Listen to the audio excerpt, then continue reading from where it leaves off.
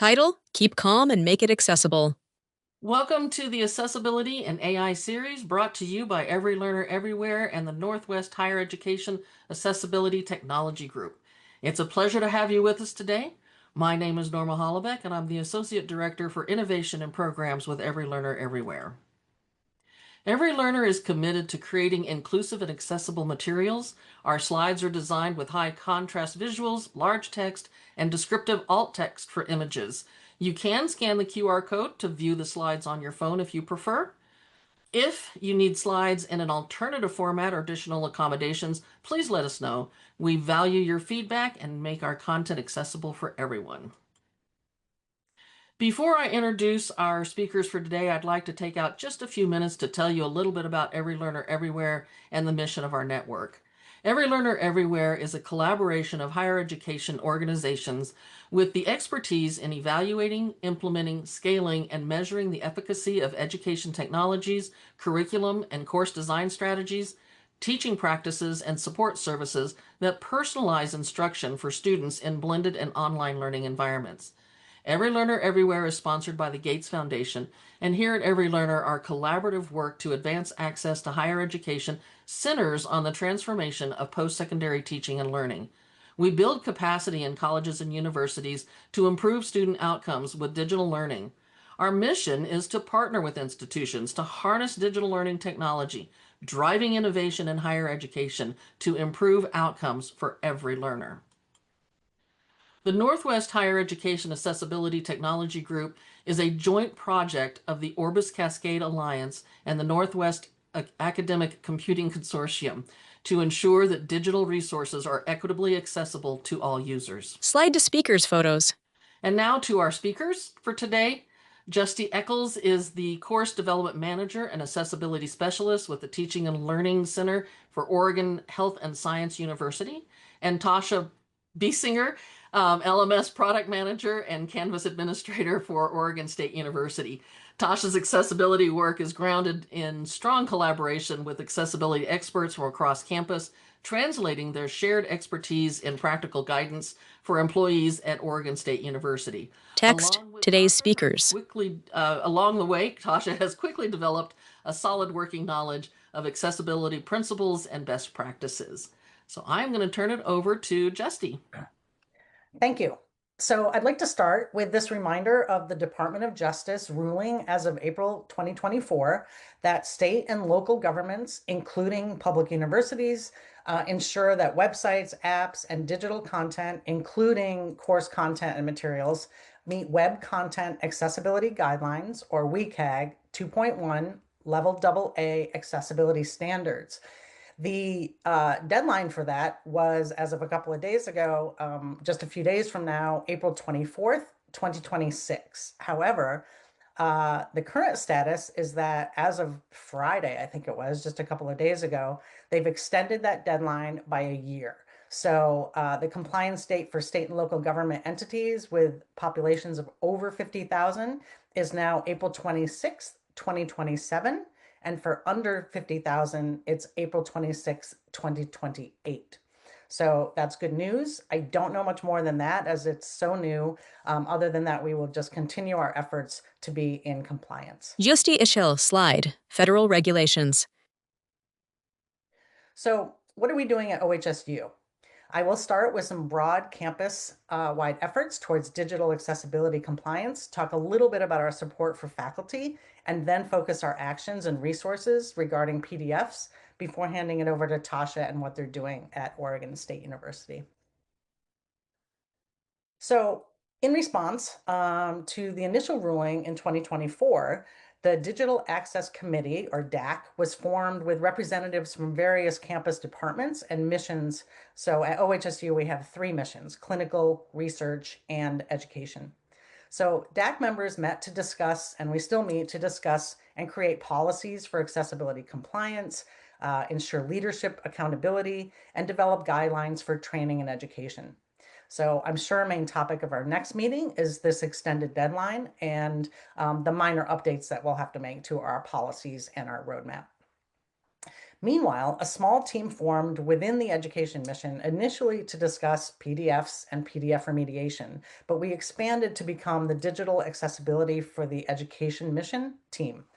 We're currently piloting a digital accessibility liaisons or DALs program with volunteers from varied departments and smaller teams.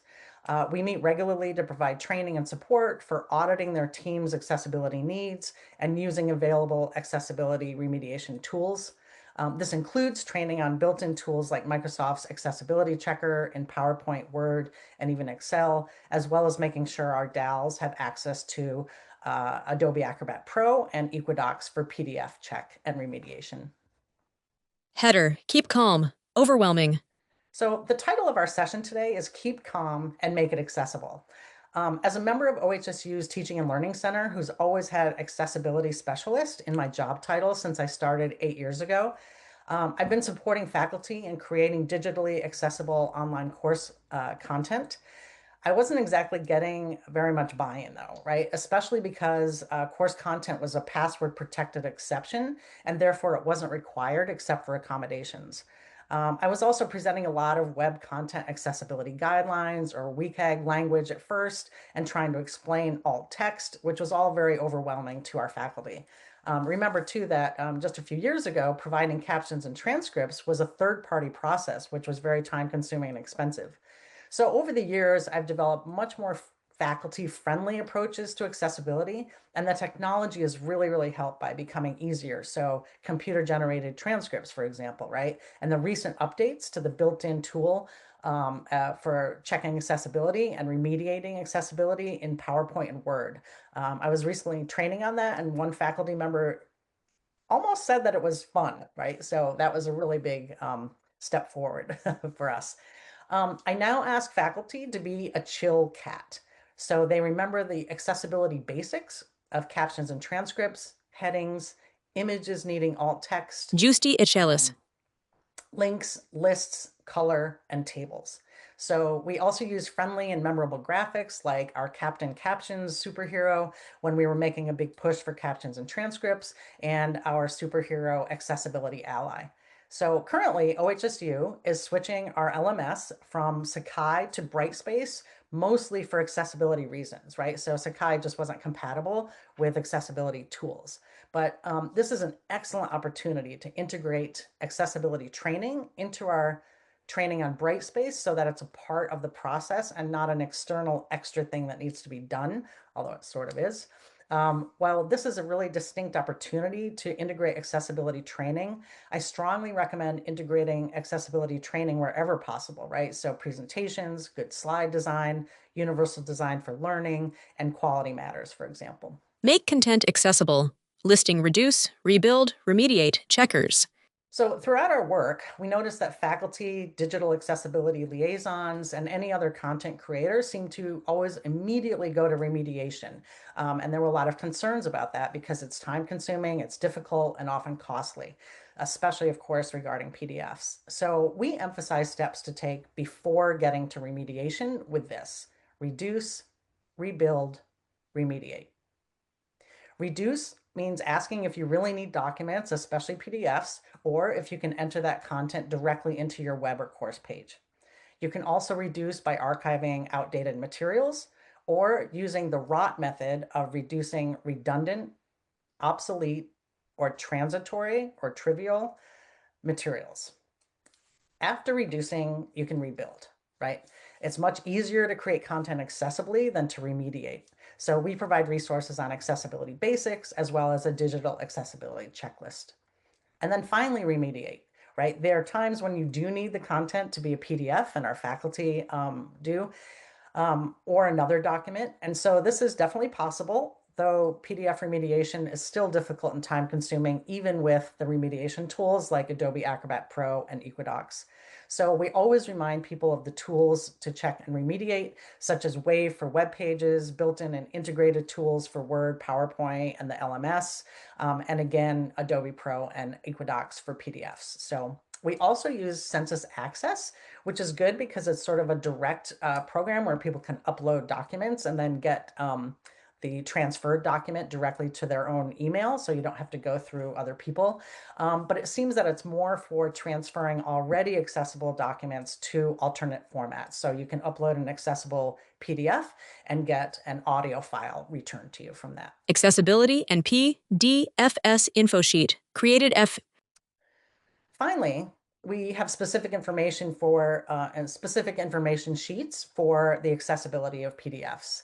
This takes two tracks, right? Created PDFs and third-party PDFs. For created, we offer steps to take if the answer to that question is, do I really need this to be a PDF? So if the answer is yes, make sure your source document is accessible, do not print to PDF, and then remediate if necessary. So right now I'm working with a faculty group who are creating PDFs from PowerPoints, and they're doing very well with alt text considering it's an anatomy group and they have very complex images. So I was really happy to see that. But we need to discuss slide reading order, why that's so important, and how to fix those in their PowerPoints before creating the PDF. Giusti Acelli's gestures. Digital accessibility checklist. For third-party PDFs like journal articles, chapters, and the like, we emphasize reduce, rebuild, remediate. We also ask our faculty and others to see if there's an accessible version of that journal article, for example, online. I just worked with a faculty member who's putting up a course for Quality Matters Review, who had a lot of PDFs in his course, but he found a surprising number of accessible versions online, and you don't need an account or a login to access them. And so he just had to change the link, right? These often have an option to download a PDF version, but that's great for people who prefer PDFs, but we don't need to make sure that those PDFs are accessible because we're already linking to the accessible HTML version, right? So HTML is always the most accessible version or format. So the other main option is to check if the content is available in our OHSU library and use permalinks to those. The library works closely with publishers, so chances are the content is more accessible and current than a PDF that somebody uploaded several years ago to their webpage or to their course. So that's really it. I'm going to post two links to ARC, our Online Accessibility Resource Center. The first is just kind of a direct link more to our documents page in ARC, and then the second link is the more general ARC site page.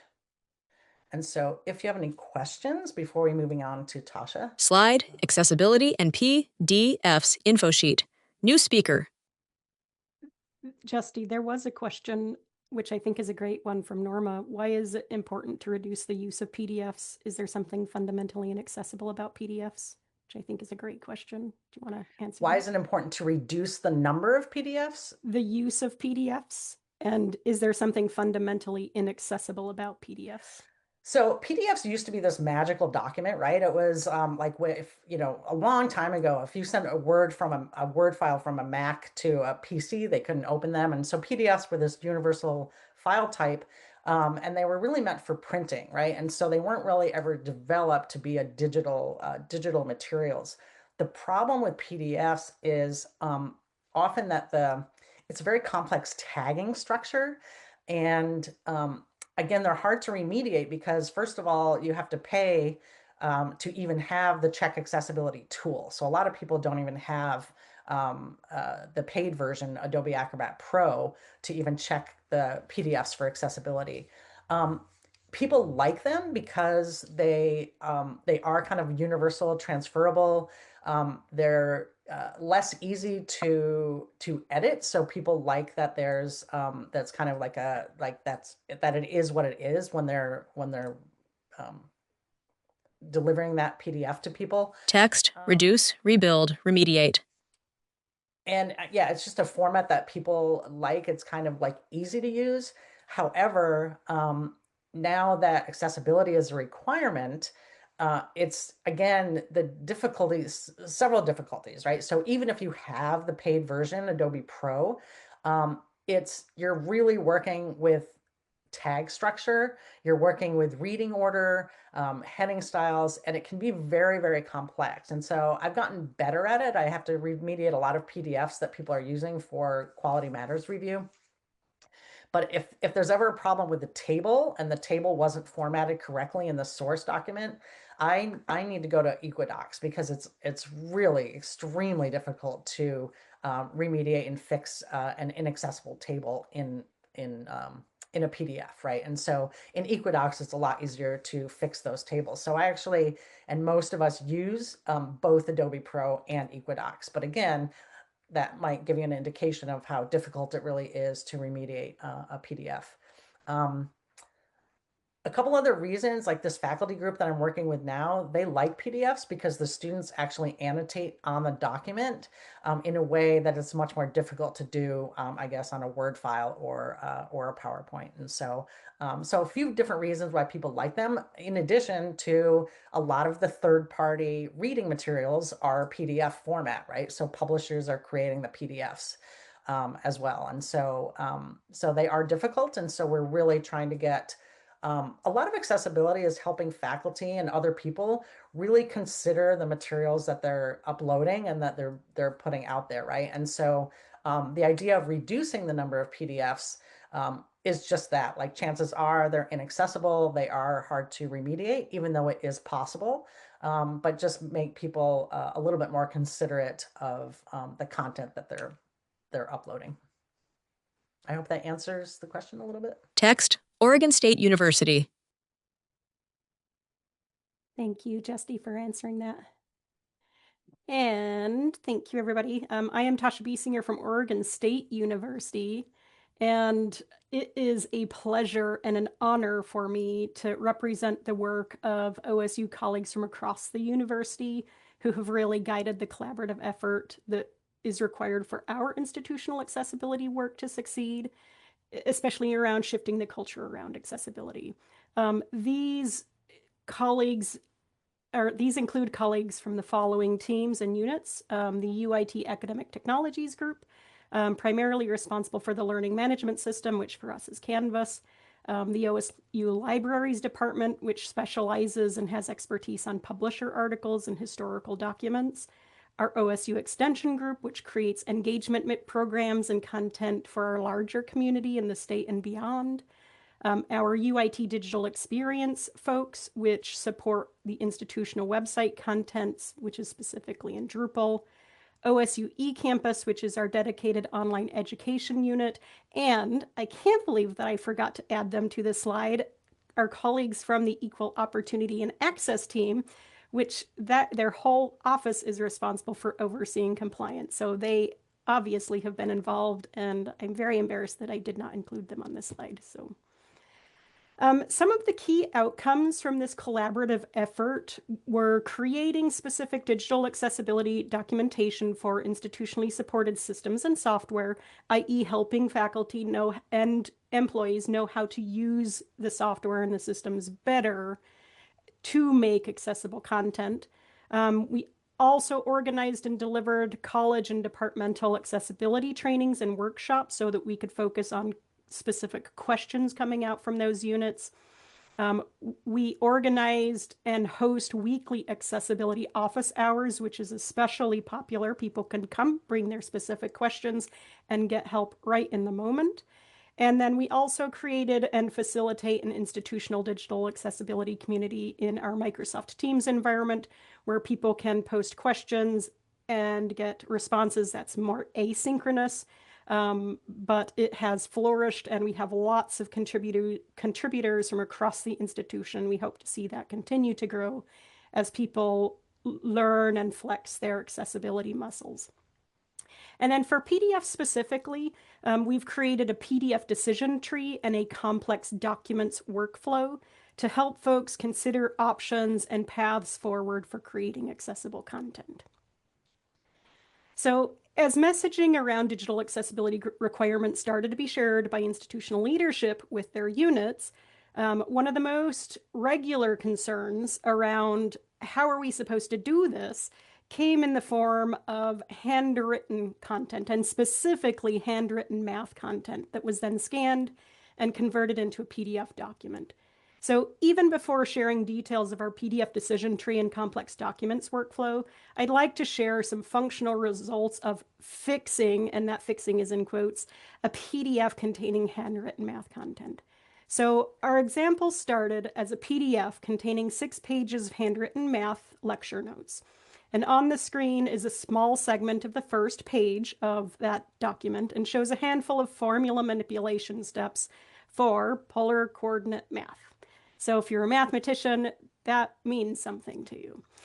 And I believe remediating the PDF in Adobe Acrobat is currently not feasible, though I hope that we'll come back to this at the end of the webinar, because I do believe that there is significant progress being made in that area.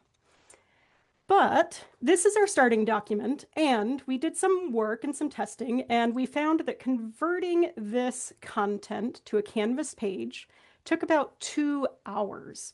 And this 2 hours of work included creating all of the equations with LaTeX through the built-in Canvas equation editor and adding alt text to the diagrams present in the original document. And I will point out that that 2 hours was partly because the person doing the conversion was not fluent in LaTeX and had to do a lot of Google searching to figure out how to write the LaTeX. Whereas someone whose area is math is probably already familiar with the math, and so the amount of time should be significantly reduced by someone who was an expert in LaTeX. Converting the same content to a Word document took about 30 minutes by using MathPix software. And again, this was not done by a mathematician. This was done by someone who is comfortable with accessibility in MathPix. And so they were able to just do a quick review.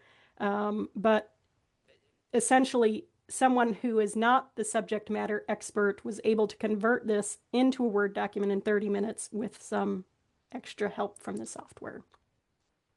So for both Canvas and Word, the result is that we have a format that is now a living document, which means that it can be easily edited and updated as the content changes.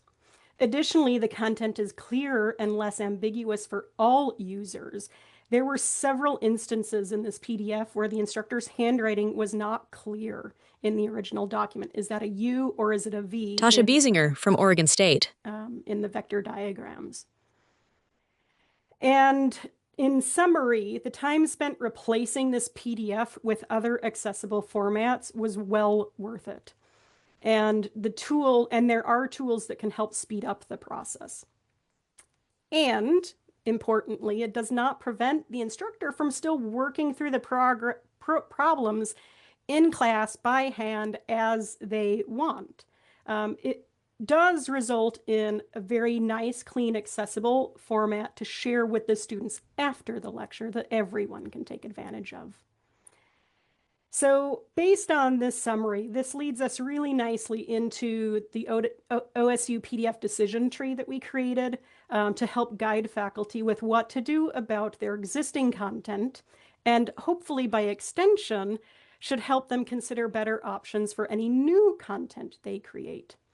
So the OSU PDF decision tree contains 7 questions designed to be asked consecutively if the answer to the previous question is no. And those questions are, first, is the PDF part of your required course materials? If yes, then, well, I guess that one's a yes answer. If yes, the second question is, do you have the original source file, for example, a Microsoft Word document? If so, replace it with the Word document. If you don't have the original source file, the third question is, could the document be a Canvas page? Can you recreate it as a Canvas page? If yes, please recreate it as a Canvas page. If no, the fourth question then is the content available from the OSU library? So the idea being, okay, maybe it's an article that you got and you have the PDF. Maybe you can link to it, as Justy mentioned, provide a permalink to that article in the library. If the content is not available from the OSU libraries, the fifth question then asks, is the document a form? Are you asking students to fill it out and, you've got it in PDF format and maybe a fillable PDF, maybe not even fillable PDF. If it is a form, please use some software. For instance, at OSU, we have Qualtrics, we have Microsoft Forms, we technically have Google Forms, and we ask people to recreate that form through some software specifically designated or dedicated to creating forms. If it's not a form, the sixth question is then, is the document a scanned copy of an article or book chapter? And again, that answer is, again, kind of back to the OSU libraries in case they didn't think about that in question 4. So if it is anything from a publisher that is not your content, we should be engaging with the publishers, and that's generally done through the OSU libraries. And then last but not least, so they've gone through this whole thing. Our seventh question is, where can I get help if none of these options work for me? So at that point, if they've gone through this whole list and they're like, none of these are viable options, where can I get help? And we do direct them to connect either through our open office hours that we have for accessibility or through the Microsoft, our community and Microsoft Teams, or if needed, they can connect with specific units on campus. So in close alignment with Justy's awesome, I love the OHSU phrasing of reduce, replace, and remediate. Each of our questions actually aligns with either reduce, which is question 1, replace, which is questions 2 through 6, or in our case, we don't explicitly say the word remediate anywhere. We say reach out. Because as Justy mentioned, remediating PDFs is a significant amount of work and sometimes not actually feasible currently. And so that's where employees can connect with Canvas accessibility experts for guidance and support for their specific issue. We also recognize that many folks, especially instructors, have content that is not just simple text. And if they look at their document as a whole and in the specific format of the original document, their reaction, the common reaction was feeling overwhelmed and not knowing where to start. So one of the other documents that we created was focusing on making complex documents accessible, with the core message being break it down and don't expect the accessible version to be an exact duplicate of the original. And so our specific steps in this document was first to do an assessment to identify and break down the whole document into the different elements, such as equations and graphs. Secondly, to focus on the text of the document first. So text is easy, make text. And then convert any of the images of text into real text. So get rid of things that are pictures of text and turn it into real text. The third item is to ensure that the math equations are formatted in an accessible way. So this is one of those places where PDFs can't do that. They just don't have the tools yet. So when you're using Word, use the built-in equation editor. When you're using Canvas, use the built-in equation editor. A lot of folks write their equations in LaTeX. We will come back to LaTeX at the end because that's a really important topic. But whatever software you're using, make sure that you are using the tools to make math equations accessible.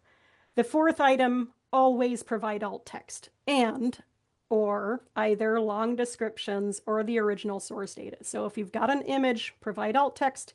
If it's a complex image, you might need long descriptions, or if it's a graph, provide the source data in the form of an accessible table.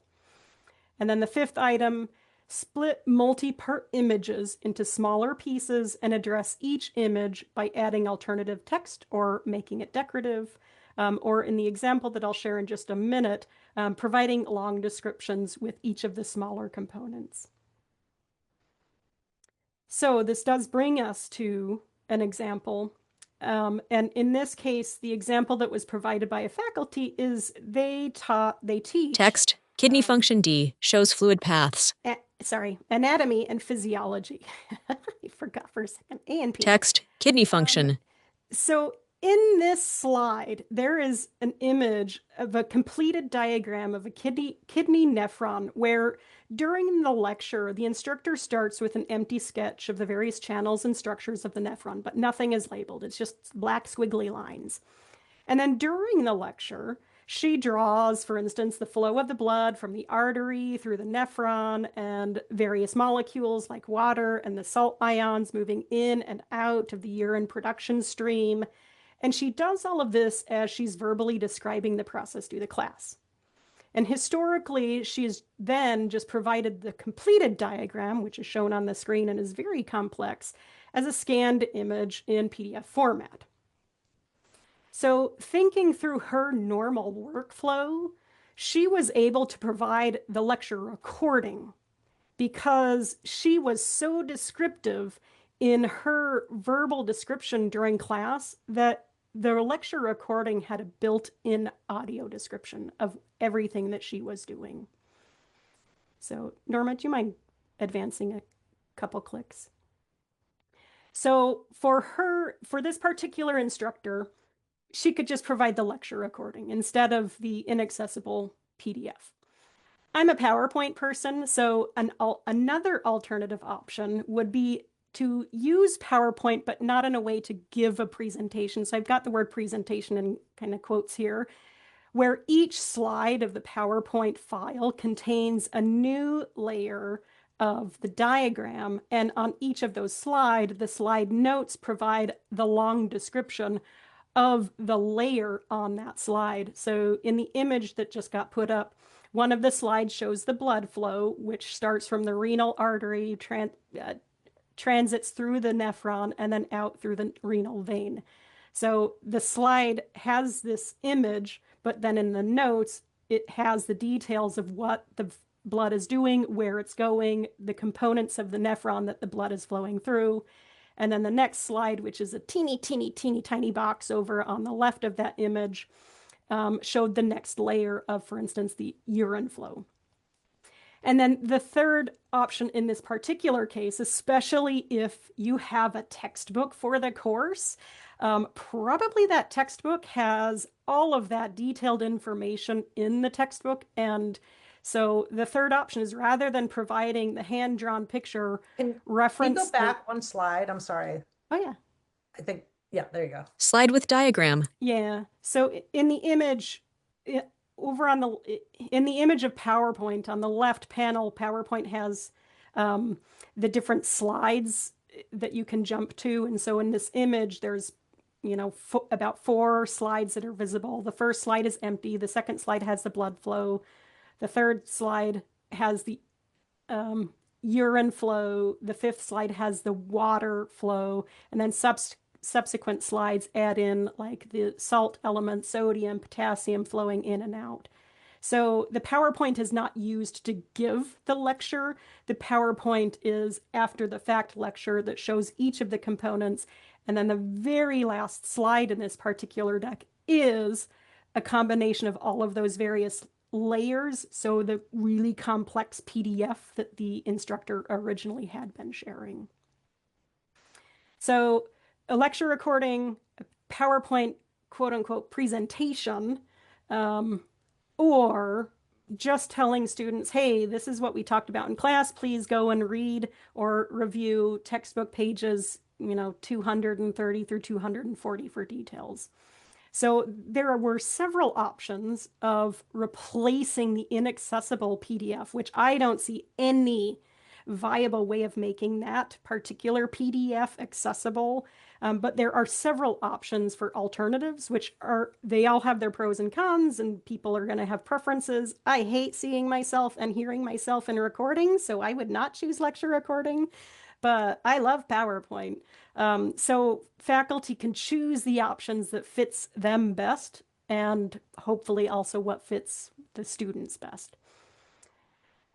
So this was just one example of a complex document. The thing where I would say we still struggle, and I don't think there are any perfect solutions yet, but there has been some wonderful movement, is for LaTeX.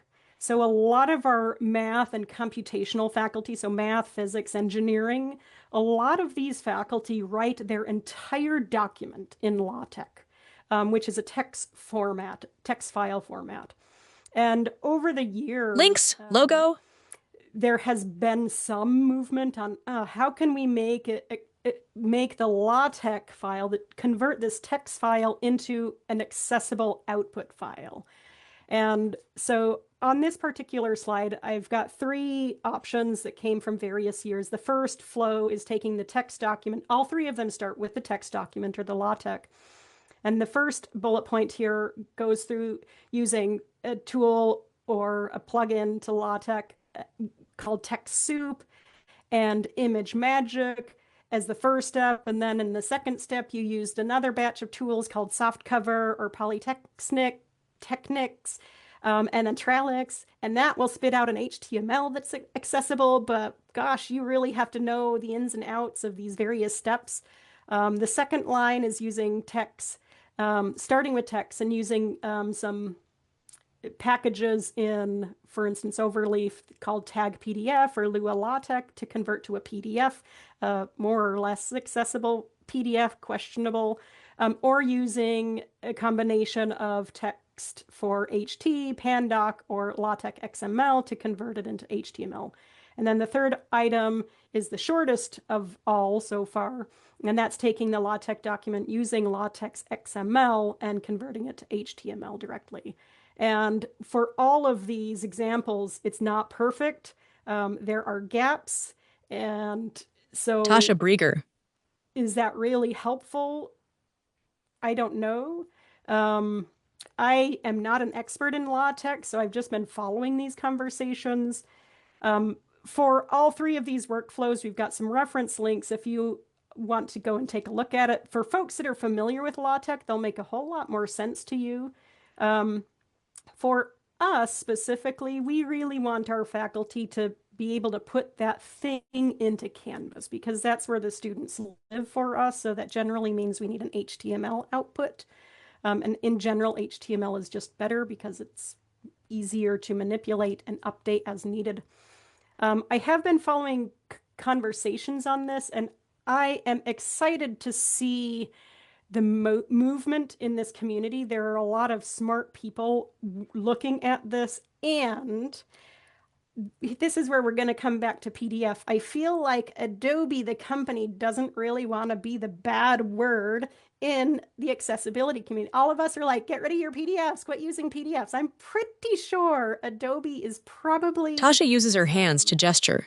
motivated to improve the accessibility of PDFs and managing PDFs. And we've already seen some new things coming out of Adobe. So from a technical perspective, I do feel and believe that between our communities that live in these spaces, for instance, with LaTeX and the PDF companies that don't want to be the bad word, we will see some improvement in these areas. So that's that for me. And I appreciate all of you being here. And again, my opportunity to represent all of the work from colleagues across OSU. This is definitely not my work. So thank you very much. And we would love to hear from you if you've got thoughts, ideas, what are your challenges? And so I'll open it up for questions. There was a question earlier that I think you all would love to tackle, and it had to do with if you've got a document that's not a PDF, but it's a view only, how accessible is that, or does it make it inaccessible when you do the view only? So could you kind of tackle that question? Text. We'd love to hear from you. I don't think view only changes the accessibility of a document. I think some people like PDFs because it is harder to edit and change. And so they want to make sure that somebody's not changing the document that they're providing. And so making something read only is one way of kind of securing like a Word file or we're not a Google Docs school. And I know there were some questions about Google Docs and I Text. don't know. Justi Echeles. I don't know much about Google Docs, so I won't answer to that. But it's just a way of people securing the document. And I really don't think it changes the accessibility functions of that document at all. Yeah, and I will add, this has come up a handful of times, and one of the questions I ask is, what really is the purpose of making it view only? Tasha Biesinger. Because at the end of the day, if the main concern that I've heard is faculty who are like, well, I don't want students changing my document. And I'm like, well, what really is the concern? Because they can't change your document, for instance, in Canvas where it's shared with everybody else. So it's not like they can change your content that will then mislead all of the other students. So they download it, they change it, and they come back to you and say, well, your syllabus said something else, but you have your original. So I actually really struggle with what is the purpose for this. And there are definitely use cases for why and when you need it to be view only. But in those, it generally comes down to we really just do not want people to change how it appears on the screen. And that is one of the primary reasons people want to use PDFs, because it doesn't matter how you open it. Text, Tasha Those Biesinger. words, that sentence is going to be that exact sentence, and you may have to scroll left and right, up and down, which is problematic, but they're like, I just want it locked in. And I get that, but at the same time, I hate having to scroll left and right, up and down to read a PDF. I want it to reflow so that it fits my screen, however big or small. So going to the core of it, I agree with Justy that making it view only doesn't damage the accessibility in general. If you add a password and say you can't even open the document without the password, of course, there's going to be issues for everybody. But I would definitely get to the root of what is your need. And is that really a need or just a personal preference? So a wonderful, wonderful question. And I didn't really answer directly, but Justy did. So Justy, could you expand upon the conversation you were having in the chat with Kathy about the printing of the PDFs and kind of that direction when you're needing to scan something and printing it that way, or but making it accessible for the students? Sure. So Kathy's first question was, I think finding material that's not available, but everybody can't, purchase the textbook that she's taking it from. So Kathy is making a scan, like of a textbook chapter, I imagine, to PDF.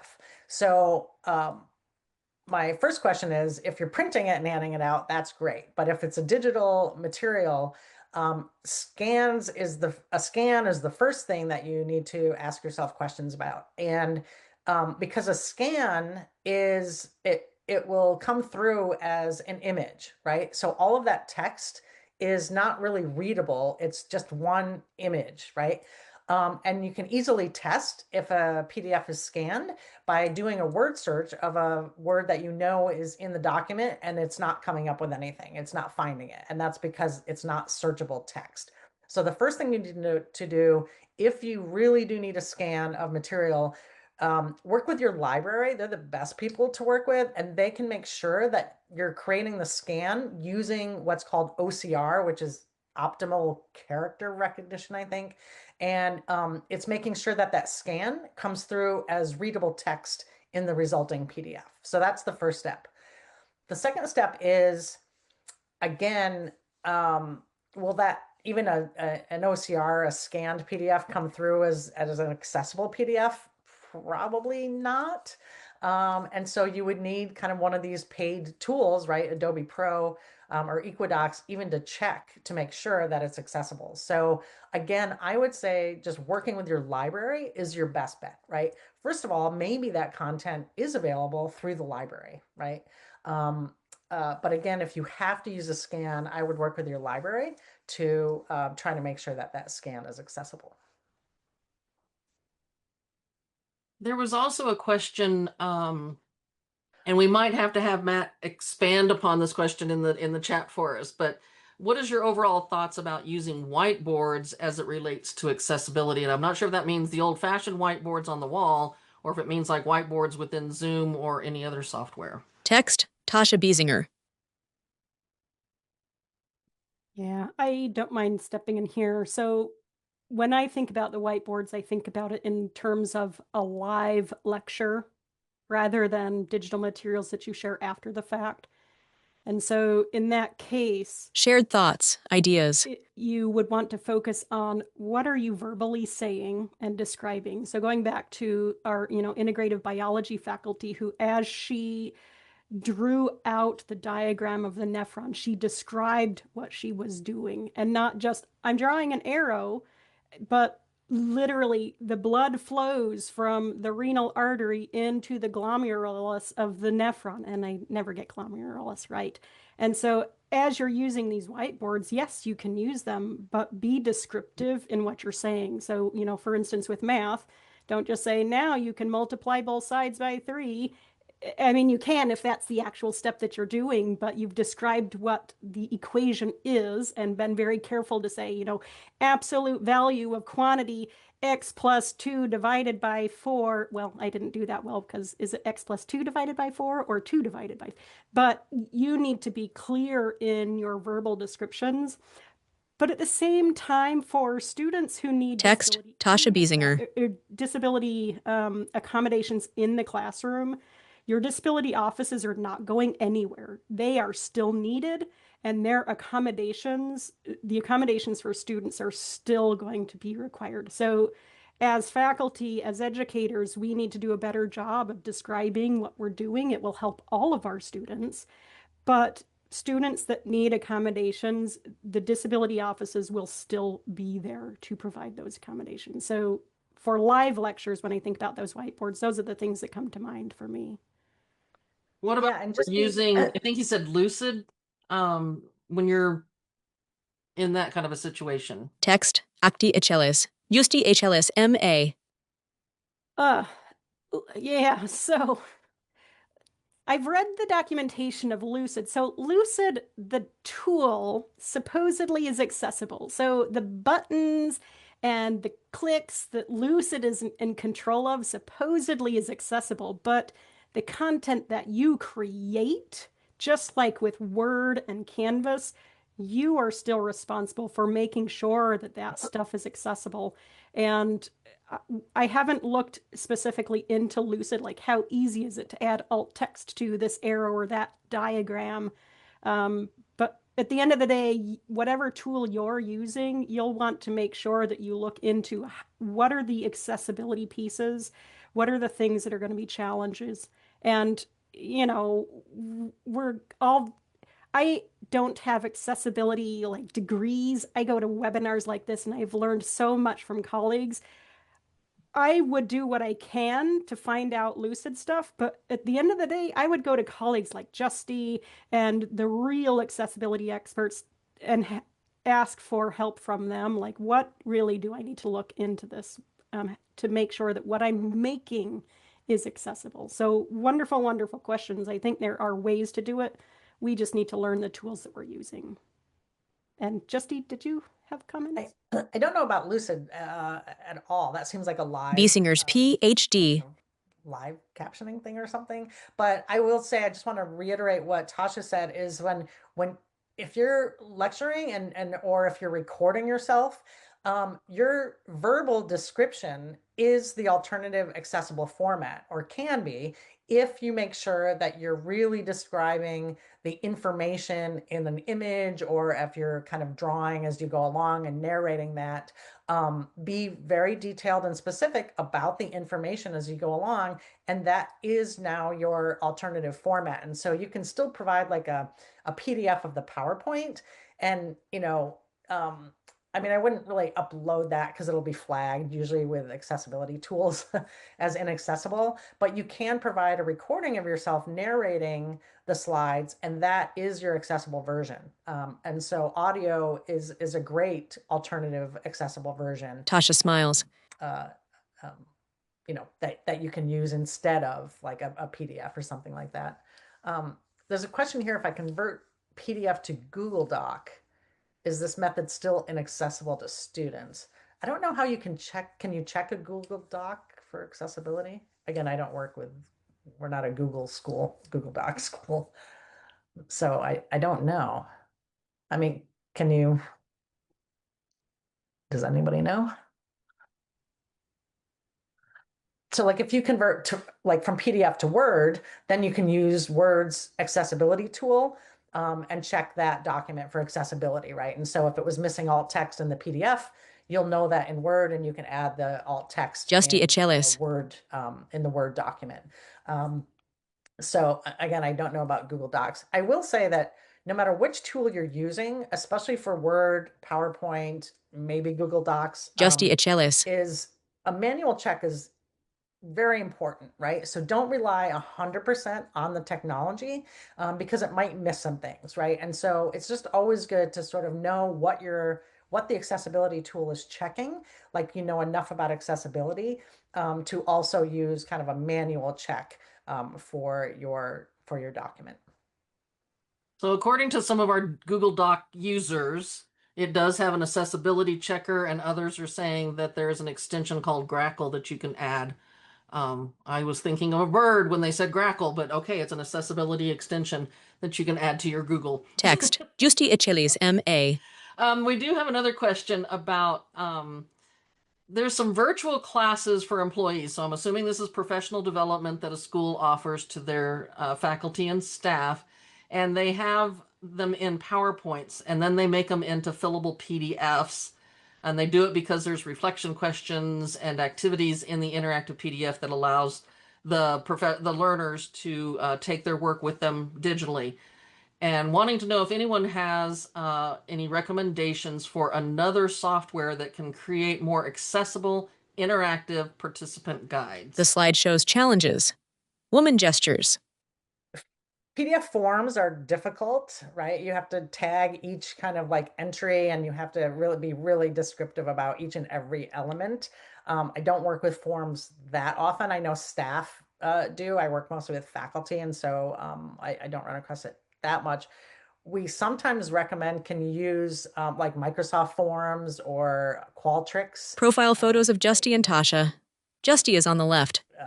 Programs that are specifically for kind of surveys and that kind of thing. I don't know more than that. Sorry.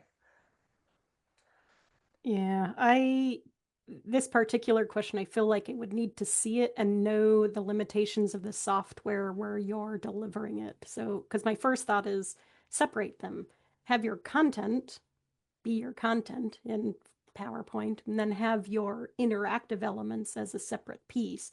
And where you share them, they're side by side or, linear, however you want students to, or your employees, students, employee students to engage with the content. But I don't know the limitations of your software to know what your options are, which, software matters. We've got some software that only accepts PDF. It's a problem.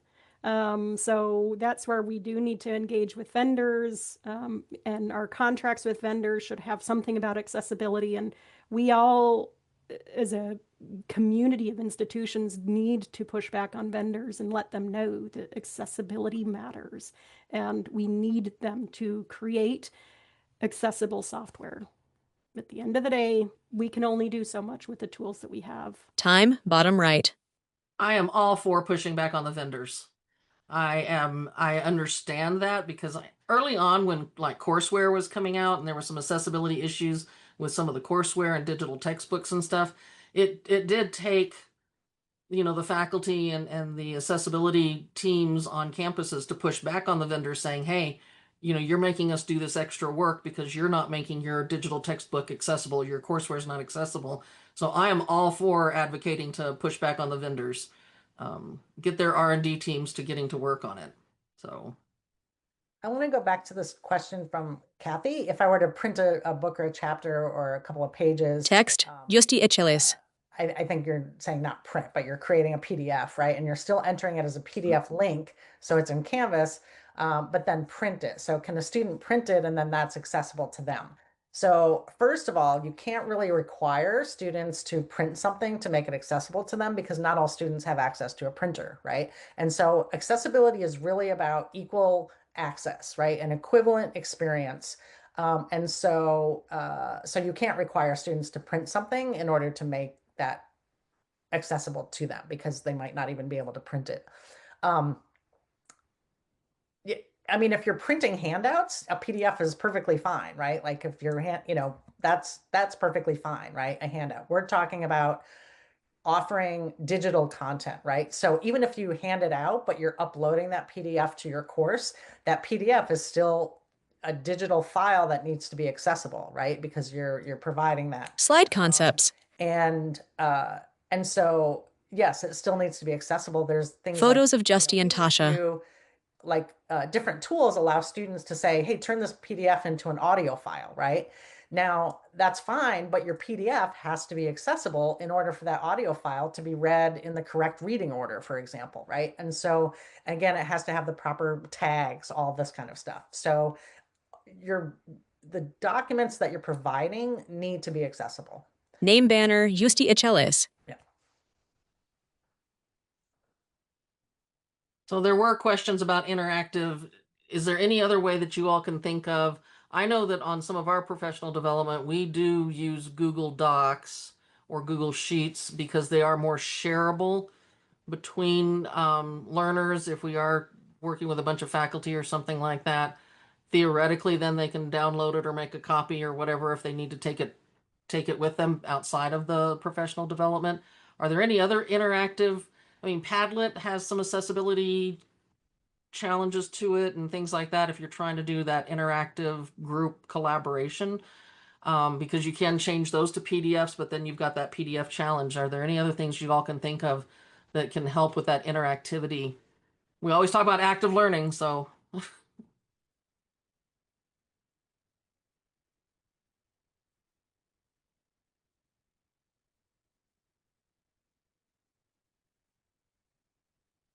I will just add, we just adopted Poll Everywhere for interactive in the classroom engagement. So the instructor can post a question, students can answer, and in general, it is an accessible platform. Again, it comes back to what is your content that you're putting in. So if you put an image in and say, dear students, choose, A, B, or C, or D is the right answer, but I'm not going to tell you anything about what that image is. And then if the image doesn't show up on the student's device or they can't see the screen, so even though they can engage with Poll Everywhere, the tool, they cannot engage with your image because there's no alt text. They have no idea what's on the screen. So again, the software needs to be accessible. So we need to engage with vendors, but the content that we create needs to be done in an accessible way. And that's not the vendor, that's us. I mean, the vendor needs to make sure that we have the tools. So, social media, you can't even put a link in normal words. You have to just put the link in there. There is no way. So we do need to engage with vendors. We need their systems to be accessible and have accessibility tools so that we can create content. Text Tasha Biesinger. And I hope we're making progress in that area. It will take all of us because vendors are slow to move until money's on the line. Well, I want to thank you all for your time and answering those questions. I do want to let our audience know that we are very aware, NWHeat and Every Learner is very aware that this is a topic that is going to continue to propagate more questions than answers sometimes. We do have 3 more webinars on accessibility scheduled for the fall. We don't have specific dates yet, but I just want to give everybody's attention to, we will be tackling some of those hot topics as, now that we have the extension from April 24th of this year to next year and the following year, we're excited that we can offer some more opportunities to look at solutions. So I do want to point that out, that keep your eyes open on our websites to see when those dates are confirmed and everything. So for our audience, we do ask that you take a few minutes out to complete our survey for today's webinar using the link that has been posted in the chat for you. And if you don't have time right now, and if you've got something else going on, don't worry. We'll send you the link in the follow-up email that you'll receive. And once again, I would like to thank Tasha and Justy for their time. I want to thank our audience for coming and giving us some really cognitive persuasion here to go forward and figure out what some of the other solutions are out there and what the other questions are. But on behalf of Every Learner Everywhere and NWHeat and our partners, thank you for being here, and thank you for the work that you do every day to support your students. Have a nice day.